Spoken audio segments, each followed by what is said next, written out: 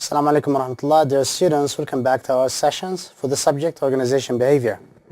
Today's subject is about teams. So here the title is Team Dynamics. Inshallah, through the lesson we will take the following. The objective of this session are here. The first one, we will differentiate between the teams and groups, trying to understand the difference between these two different terms. And we will discuss the various forms of teams and organizations, evaluate the importance of informal teams. We will also discuss the team effectiveness model, explain how team design helps in achieving the team's goals. And finally, we will discuss, inshallah, several causes of team cohesiveness. And according to these topics, regarding the objectives here, we have the following topics: teams versus groups, forms of team in organizations, the informal teams, team effectiveness model, team design and the goals achievement, and team cohesiveness. These will be, inshallah, the points we'll discuss through the lesson. So we start with an introduction to the term teams and organization. Here in this company, the Daimler Chrysler has created a senior level product strategy team and 6 product innovation teams and also 50 component parts teams. This is quite needed for them. For such company, the automaker's goal here is to use teams to get new products to market faster, more efficiently, and more in line with customer needs. So the point here, sometimes companies may figure out that the work in teams is really more effective and efficient than just having a certain kind of department working the ordinary way of doing the jobs. So accordingly here, we need to understand the meaning of teams and to what extent can team be different from the groups here. So what are teams? Teams specifically can be the groups of 2 or more people. That's why we call them team. There must be at least 2 members within this kind of work group in order to handle certain kind of tasks. They exist to fulfill a purpose. So this is number one issue. Another issue about teams is that there is a purpose here. Besides, in teams we have interdependent in terms of relation. So they interact and influence each other. While this feature cannot really or not necessarily important in groups. They're mutually accountable for achieving common goals, and they perceive themselves as a social entity within the job environment or in the work place where they work. So according to these points, we can now say that teams actually have a specific goal. They work all together to achieve that goal.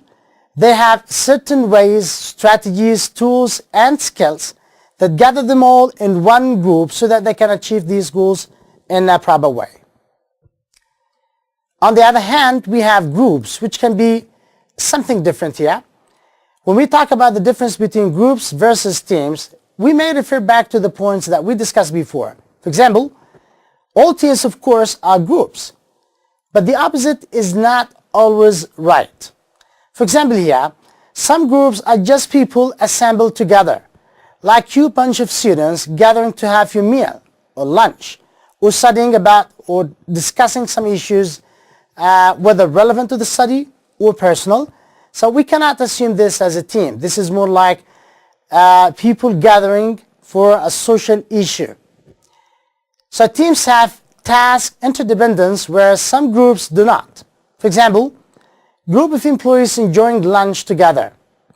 Now, the kind of influence here among the members in this group is not seen as that in the team. Besides, groups may not necessarily have their goals and they're not formed to achieve certain kind of objectives. So that is why teams and group are technically different. We have different types of teams. The first type is called permanent teams. الفرق المستمرة. So here, team-based department. Team-based department is a kind of team that works within department, and accordingly, the task, obligations, relation, all these duties are actually based on everyday jobs. So the team is working every day to achieve the objectives of such kind of department and so on, all along the year. That is why we call it permanent team. However, it is more related to the department rather than just a given objective by the organization in general. Now the second type of team, which is also permanent, is based on the organization, not the department. So we call them team-based organization. This is more strategic. So when we talk, or as we go up the organization hierarchy, we may find these teams up on the top of the hierarchy.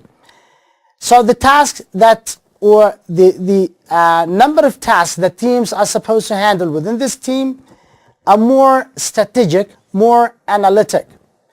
While in the department, most of the tasks are more operational. But at the end, these kind of team work all along the year to achieve the objectives in disregard to the place. That's why we call them permanent. The last team here is called the quality circle, or sometimes referred to as QC,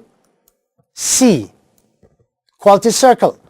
Now this kind of team, which is permanent, is always found in manufacturing industries, where they want to double check that the final output matches the standards. So that is why this kind of team works all the time, all along the production circle. Now the second type of team is called the temporary teams, اللي هي المؤقتة، فرق عمل مؤقتة. So here we have task forces.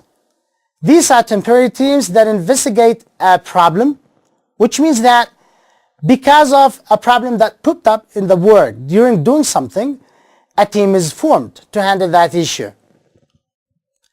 We also have this skunk works. Now this kind of team is formed spontaneously using borrowed resources to develop product or solve problems. So this kind of team is actually more common in a lot of companies. So when they go innovative, they try to collect employees who have the kind of competencies they want to get, so that they come up with the right decisions or the right product or the right service according to their own studies or objectives. So skunk works is actually the kind of team that is made up of from different kind of competencies, dexterities, skills, people from different departments, the means of which here is that those people can achieve the job according to their own experiences, rather than according to the ordinary tasks. So that is why this kind of job, or this kind of team, is actually found in more manufacturing industries, service industries, and also those kind of entrepreneurial companies. Now the virtual team here is another contemporary teams. This is a cross-functional team that operates across space, time, and organizational boundaries using information technology. This is somehow utilizing the technology in today's business. So it's one way to cut down on cost. Besides, it's another way to assemble people from different geographical places.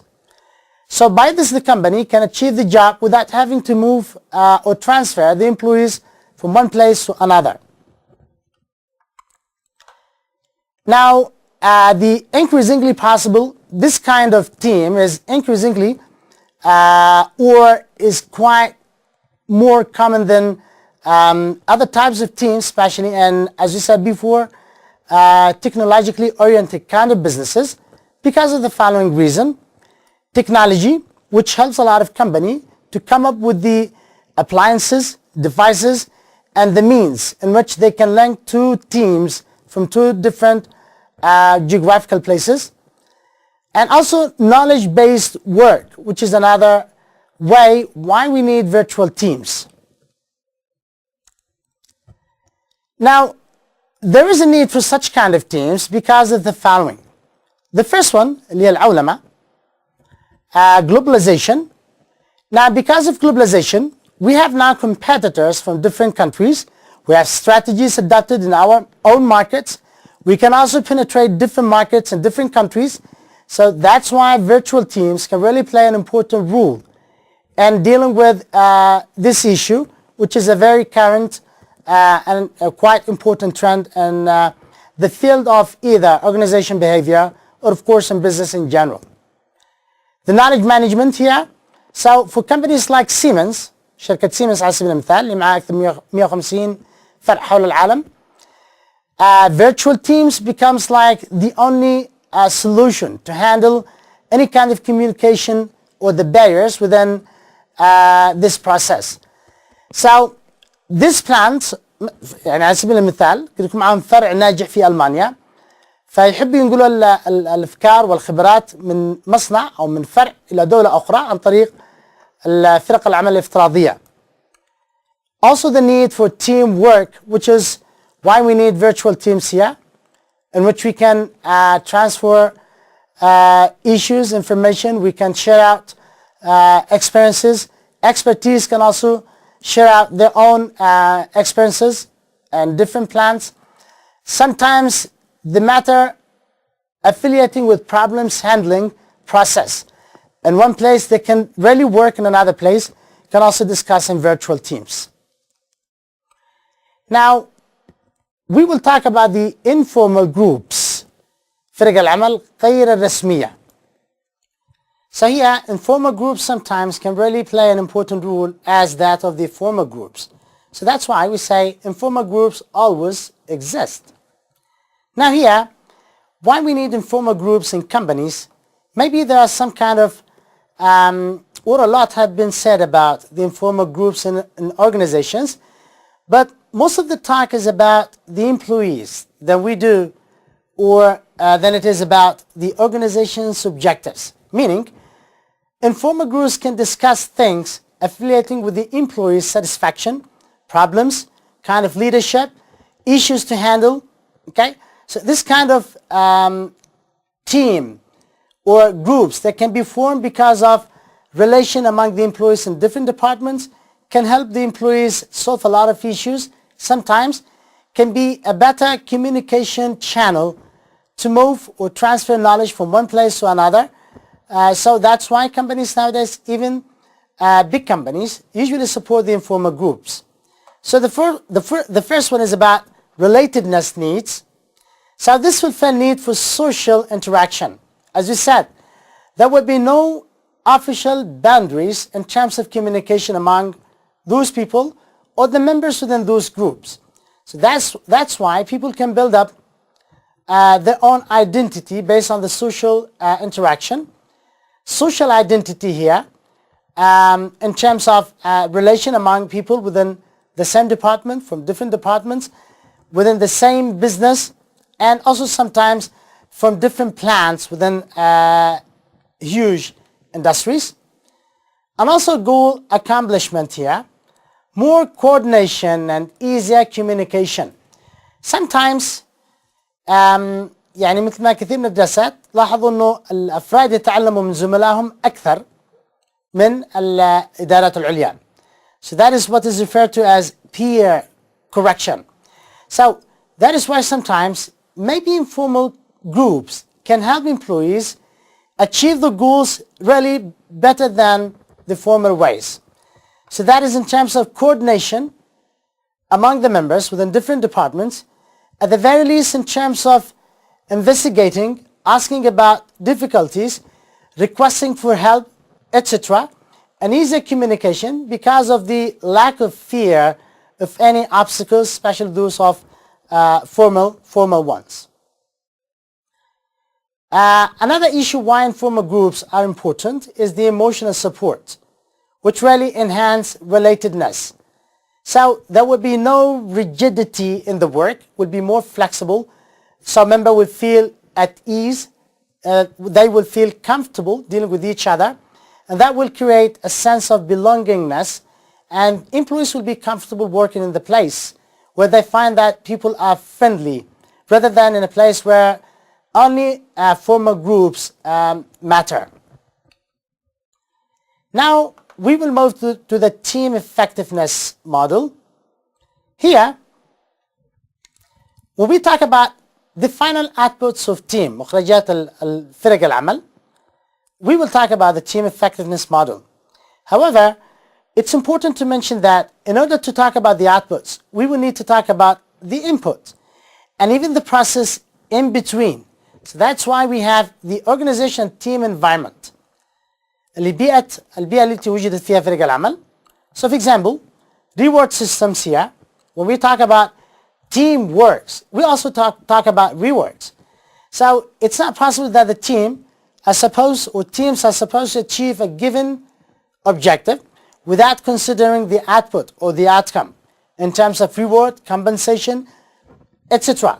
So the more valuable, the better the job will be done, and vice versa for sure. Another issue is about the communication systems from top down to the bottom of the organization, the physical space, organization environment in general, the structure and the leadership that is adopted within the business. All these points can somehow affect the way the team is designed.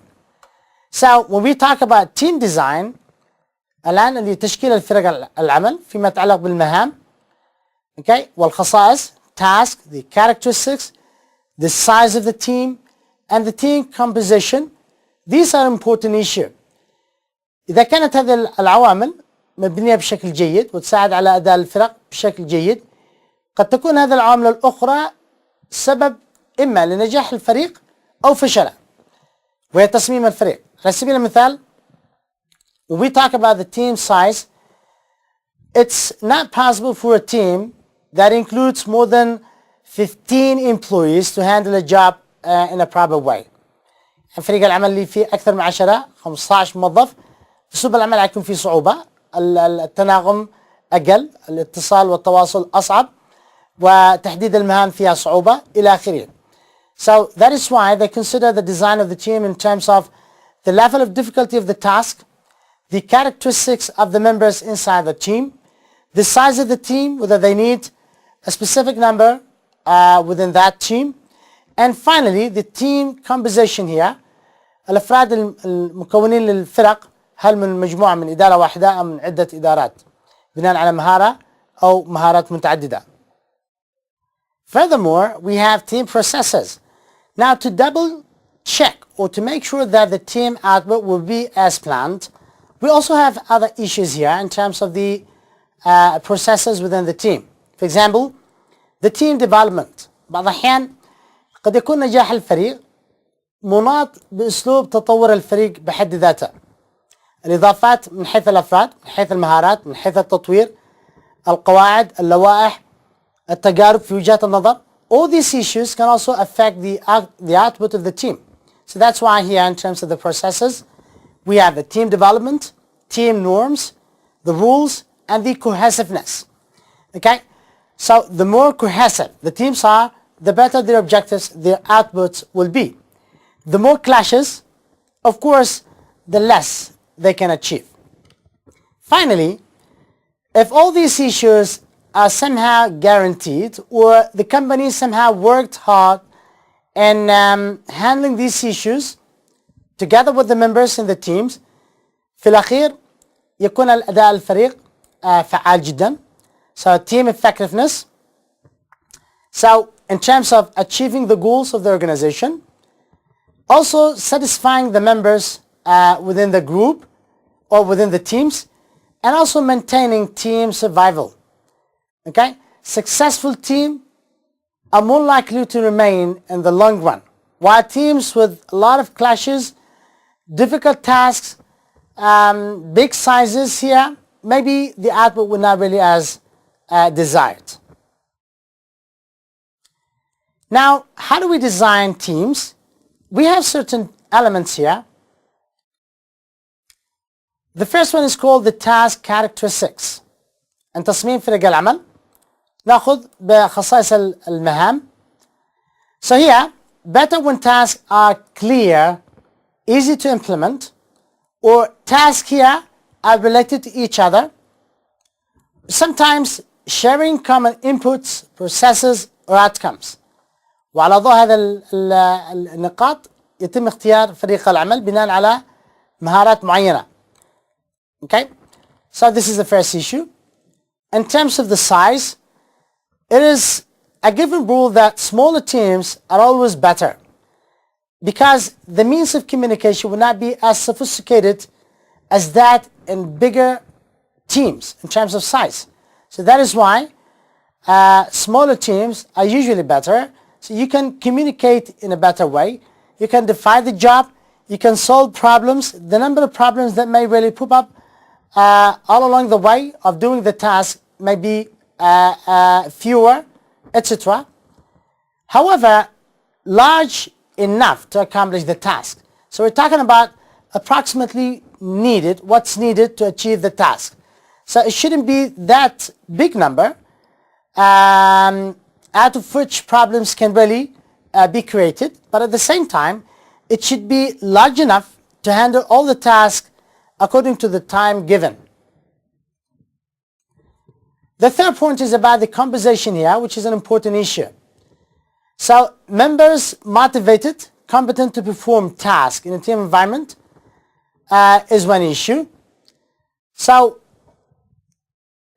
فرق العمل وتكوينها بناء على مهارات معينة، اختصاصات، بيئة عمل مختلفة، أفكار جديدة. So this will create a good environment for the team members to handle the task more effectively. Also team diversity. The more diverse teams, the more ideas they can come up with. فلما تكون فرق العمل مبنية على الاختلاف والتباين الفكري والنوعي، تكون الأفكار أيضا متنوعة، وأساليب التعامل مع الأعمال والمشاكل أيضا متنوعة. So based on this we have two types of teams. We have homogeneous and heterogeneous teams. So homogeneous is one type of teams, as here فرق العمل المتجانسة. So متجانسة in terms of either background، مثلا على سبيل المثال من نفس الإدارة أو نفس التخصص. So higher satisfaction في الغالب يكون مستوى رضا عالي، أقل اصطداما أو الخلافات تكون أقل، لأنه تناغم في اتخاذ القرار بناء على الخلفية، سواء كانت خلفية متعلقة بالخبرة أو بالشهادة أو إلى آخره. So less conflict, faster team development because of fewer obstacles, more efficient coordination because of almost the lack of conflict. There will be better coordination. تنسيق يكون أفضل بسبب قلة التصادم في الأفكار والآراء. And they performs better on simple tasks. وهذه النقطة الأكثر أهمية. أن تكوين فرق العمل قد ينصح تكوين فرق العمل متجانسة إذا كانت الأعمال بسيطة أو روتينية، لا تستدعي استخدام النمط الآخر المبني على مهارات متنوعة. Now the second point is called the heterogeneous teams. فرق العمل غير متجانسة. So here, the characteristics of such teams here is actually based on the diversity, and accordingly, you expect more clashes. Okay, so more conflict. Slower team development because it's about different ideas coming in this team. So usually there will be a lot of resistant, okay, members or reluctant members either accepting. Sometimes the resistance is based on ideas. So the team development will be slower than the homogeneous teams.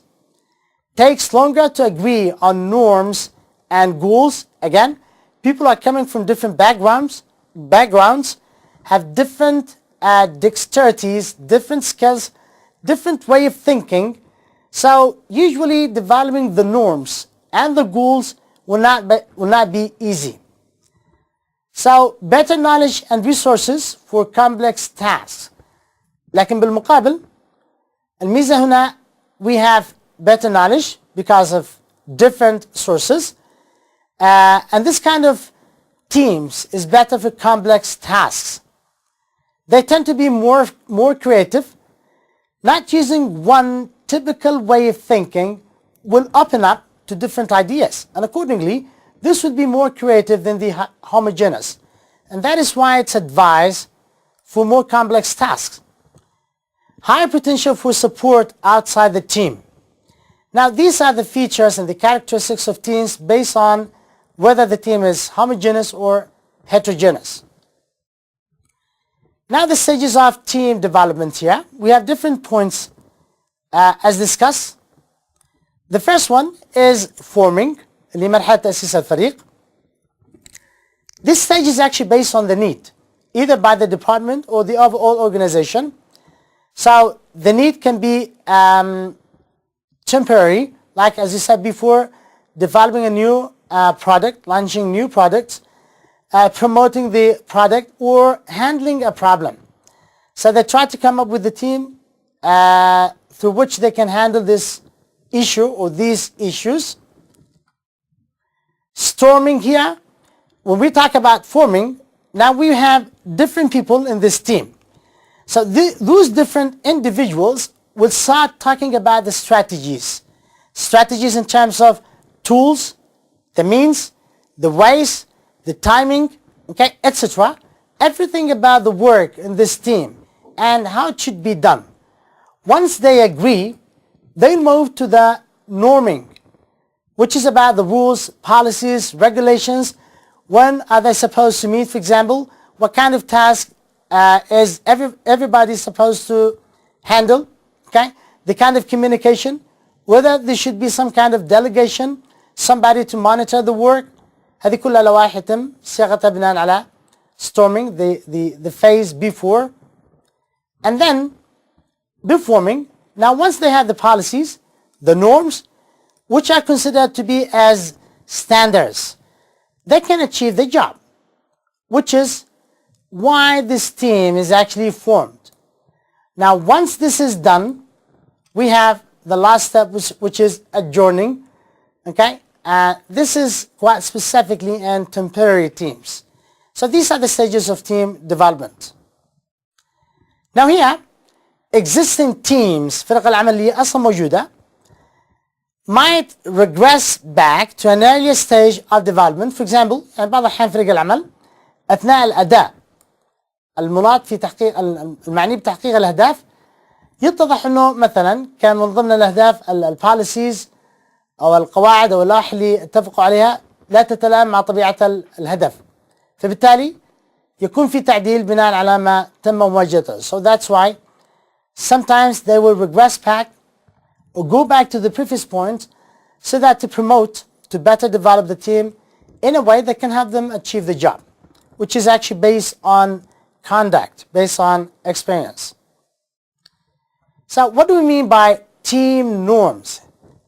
Here, these are the informal rules and expectations team establishes to regulate member behaviors, without which there will be a lot of problems. بالأخير فرق العمل إن لم يكن لديها لوائح خاصة بها قرارات متبعة بناء على ما تم الاتفاق عليه, there would be a lot of issues, maybe chaos. So that's why it is used to regulate the members' behavior within the job or as they do the job. So norms develop through explicit statements, critical events in team's history, initial team experiences, or it's simply about beliefs and values that members bring to the team. يعني بعض الأحيان قد تكون العادات الموجودة في فرق العمل بناء على خبرات سابقة، أحداث تم تجربتها في الماضي ويرى أن تكون مناسبة في فريق العمل الحالي مثلا. Also some beliefs that some members may hold and would like to bring into the team because they believe they are valuable and important to the success of the team. Can we change the team norms? Of course, yes, but we have the following issues here. You need to introduce norm when forming teams. Now this is important because everybody should be aware of the given norm so that this is the body through which the work will be done. We select members with preferred norms. Sometimes one member within the team may create a lot of problems. So maybe it's better from the very beginning to select the right person for the right task within the same team, so as to make sure that there will be cohesiveness within the team we discuss the counterproductive norms, the kind of norms that may negatively affect the behavior, and that the kind of norm we would like to get rid of. نتخلص منها. And reward behavior representing desired norms. And this is something adopted usually by the supervisor, the department, or sometimes by the top management. Disband team with dysfunctional norms. Now the kind of teams that have any kind of norms which really would not help achieving the job is not recommended, and that's why we may really need to disband. And here causes of team cohesiveness, which will be inshallah the last point. When we talk about team cohesiveness, actually we refer back to the main purpose of generating teams. So team is actually based on different members within a department. The purpose here is that they achieve a given objective based on every member's contribution. So if there's no cohesiveness, the relation among those members is not good enough to achieve this job, this team will definitely fail in achieving the job. So that's why team cohesiveness is very important. We have the following issues here. So the first one is about member similarity. Of course, the more homogeneous, the more cohesiveness. Okay, but that does not necessarily true all the time. كل ما كان فرق العمل أفرادها من خلفيات متطابقة متشابهة كخبرات كتخصص كشهادة مثلا على سبيل المثال كتوجه، ففي الغالب يكون هناك انسجام أكثر لكن ليس بالضرورة. Okay, so member interaction, the way members interact among each other. Now norms here and policies can help polishing this point. Team size, as you said before, the bigger the less cohesiveness. So the bigger the team is, كل ما كان حجم الفريق أكبر كل ما قل الانسجام. Okay, and vice versa for sure. Somewhat difficult entry. Now that's another issue.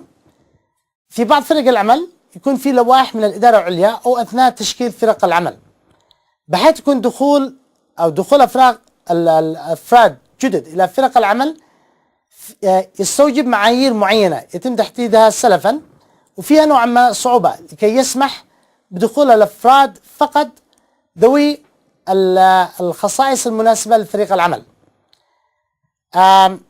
Why is this so? Because it was found that a lot of people may really like to join the teams because of the financial rewards at the end, not because of achieving the job or developing one's competencies. So this is one of the issues that can somehow help achieving the cohesiveness in the work team or in the work within the process of doing the tasks. And then we have team success and external challenges. These 2 points can also affect the way employees or the members within the teams can interact with each other. So the more, for example, challenges, unexpected problems sometimes, personal issues, maybe the less they can communicate in a better way, this may negatively affect معدل الانسجام أو مستوى الانسجام بين الأفراد. Now, what would be the outcome of cohesiveness? لماذا الحديث عن الانسجام في فرق العمل؟ طبعا هي جزئية أساسية لأنه الهدف من وراء تناغم وانسجام أفراد فرق العمل هو تحقيق الهدف بشكل جيد بناء على اختصاص كل فرد. So here we have an example. Okay, Trevor Pound could not get away for planned vacation. هذا شخص في شركة لم يستطع الحصول على إجازة يقضيها في الشاطئ. So other team members turned his work area into a mini paradise. So here فرق العمل الزملاء في فريق العمل قاموا بتحويل المكتب تبعه إلى جنة صغيرة فيما يتعلق بالديكور، الصورة الخلفية، أشجار، بعض الطيور لكي يستطيع إنجاز الأعمال التي منعته من أخذ الإجازة. فهذا الذكاء العاطفي بين الأفراد يساعد على تقوية الروابط وبالتالي انسجام الفريق بشكل أفضل. So this here practical joke illustrates how members of cohesive team or cohesive teams actually can support each other.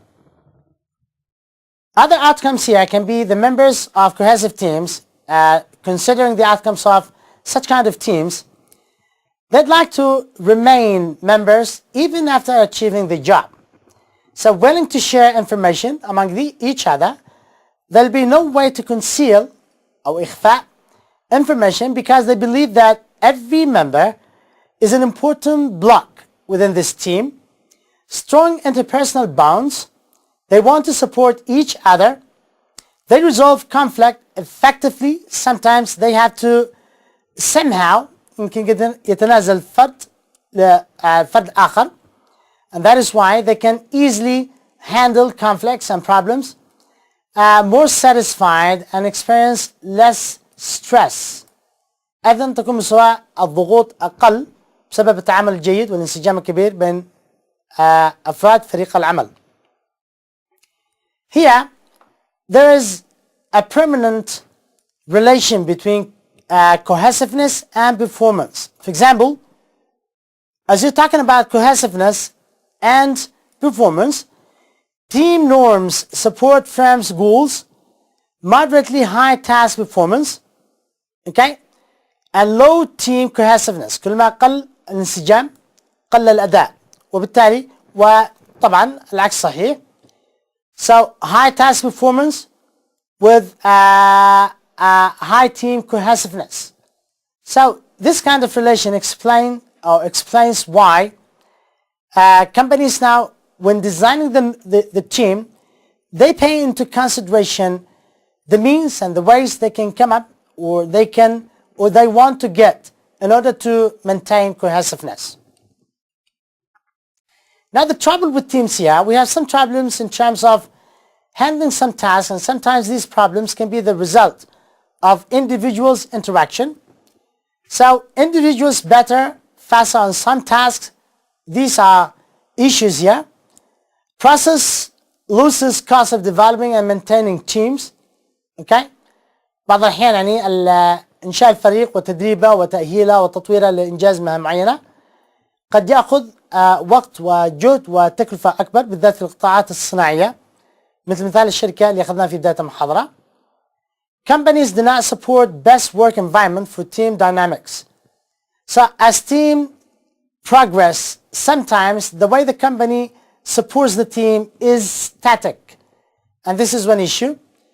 Social lobbying is also another issue, which is more affiliating with the members, not the job itself.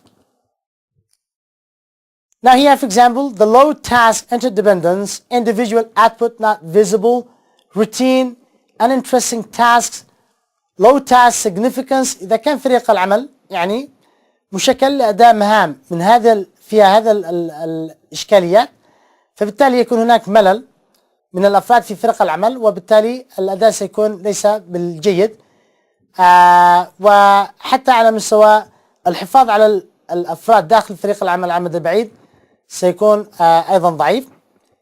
So low collectivist value among the members. This is about beliefs of the members. So these issues can affect the social lobbying here. Now the last point is about a company. Look at this example, which really is good to understand how team cohesiveness. As you understand your partner in a team, you can achieve your task. And step by step, the team members can achieve the whole task within the team as required and as planned. So here, employees at Rexon and Singapore climbed over rock walls. طبعا هذا التمرير حطته الشركة على أساس توضح أهمية التنسيق والانسجام بين الأفراد للوصول لهدف معين على شكل لعبة. So they climbed over rock walls, inched across blanks, scaled cargo nets, and performed other daunting tasks to improve team dynamics. Meaning, this person cannot really handle this one without the help of the others.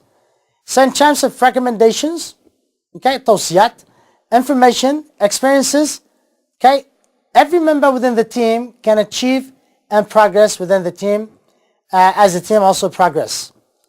So by this, we find that rule definition, interpersonal process, goal setting, problem solving are all issues that really can be done within teams. Okay?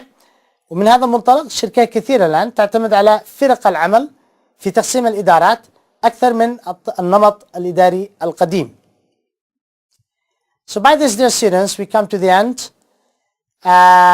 Throughout this session, we learned the following points. ناقشنا النقاط التالية. We discussed the meaning of teams and how they are different from groups. We also explained the different forms of teams and organizations, starting with permanent and then temporary and skunk إلى آخره. We evaluated the rules of informal teams and organization. Although this part is not about the organization, but it adds value, sometimes can really be one of the most important issues in achieving the jobs in organization, especially talking about a company that has a lot of employees. And then we discuss the team effectiveness model. So things that the company should somehow provide, and thinks about the team design, the process, composition, so that we can make sure that these components, together with the design of the team, can help come up with the right outcome. And then we explain the importance of team design in achieving the team's goals. We talked about the characteristics, and we talked about the composition, homogeneous and heterogeneous. We discussed team cohesiveness, and by this we come to the assignment of today's session, inshallah. So the attachment here, number 7, is attached with the session. You're supposed to answer the question in the assignment according to the time and the duration set before. By this we come to the end. Thank you, dear students, for listening. I wish you all the best and see you inshallah next time. Assalamu alaikum wa rahmatullahi wa barakatuh.